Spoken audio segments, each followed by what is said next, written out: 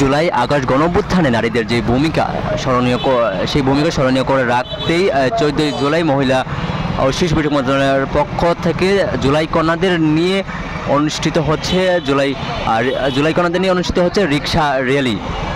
সেই রিক্সা র্যালিটি সংসদ ভবনের দক্ষিণ প্লাজা মানিক মিয়া অ্যাভিনিউ থেকে শুরু করে এই মুহূর্তে সামনের দিকে অগ্রসর হচ্ছেন আগারগাঁওয়ের দিকে। এমনকি যেই জুলাইয়ের সামনের সারির যেই নারী যোদ্ধাগণ রয়েছেন তাদের যেই অভাবনীয় যে সাহস সংগ্রাম, সেই সংগ্রামের কথাকে স্মরণ করে দিতে এমনকি সম্মানের সাথে স্মরণ করতেই এই জুলাই কন্যাদের নিয়ে রিক্সা র্যালিটি অনুষ্ঠিত হচ্ছে। সেই রিক্সা র্যালিটি কিন্তু মহিলা শিশু বিষয়ক মন্ত্রণালয়ের উপদেষ্টা শারমিন মুর্শিদ এমনকি পানি সম্পদ মন্ত্রণালয়ের উপদেষ্টা আর দুজন উপদেষ্টা কিন্তু সেই রিক্সা র্যালিতে অংশগ্রহণ করেছেন। এমনকি রিক্সা র্যালিতে কিন্তু প্রায় কয়েকশো রিক্সা অংশগ্রহণ করেছিলেন। এমনকি তারা সেই রিক্সা র্যালিটি যে নারীদের যেই অধিকার, পাশাপাশি নারীদের জুলাইয়ে নারীদের যে সম্মান, সেই সম্মানের কথা ইতিহাসের পাতায় যুগ যুগ ধরে স্মরণ করে রাখতেই তারা মহিলা শিশু মন্ত্রণালয়ের এই উদ্যোগ, পাশাপাশি জুলাই আগস্ট গণঅভ্যুত্থানে আহত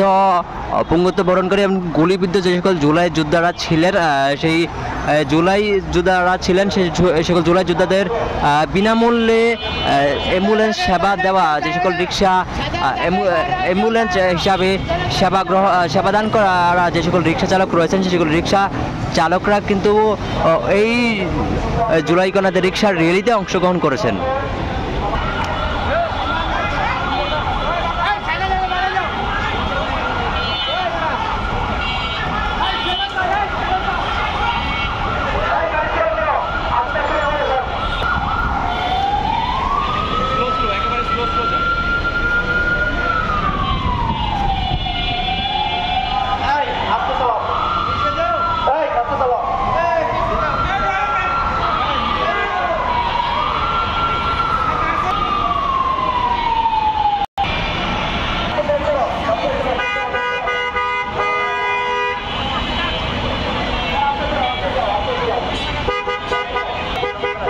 জুলাই আন্দোলনে নারীদের যে অগ্রণী ভূমিকা, সেই ভূমিকাকে স্মরণীয় রাখতে মহিলা ও শিশু বিষয়ক মন্ত্রণালয়ের উদ্যোগে 14 জুলাই কন্যাদের নিয়ে অনুষ্ঠিত হচ্ছে রিক্সা র্যালি। সেই রিক্সা র্যালিতে কয়েকশো রিক্সা অংশগ্রহণ করেছেন যারা জুলাই আগস্ট আন্দোলনে বিনামূল্যে অ্যাম্বুলেন্স সেবা দিয়েছিলেন এই রিক্সা দিয়ে।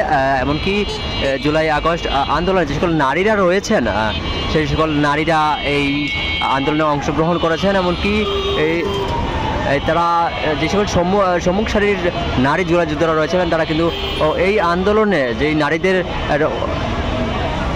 জুলাই আগস্ট আন্দোলন নারীদের যেই ভূমিকা, সেই ভূমিকাকে স্মরণীয় করে রাখতেই তাদের এই মহিলা শিশু মন্ত্রণালয়ের এই নারীদের নিয়ে রিক্সা র্যালি।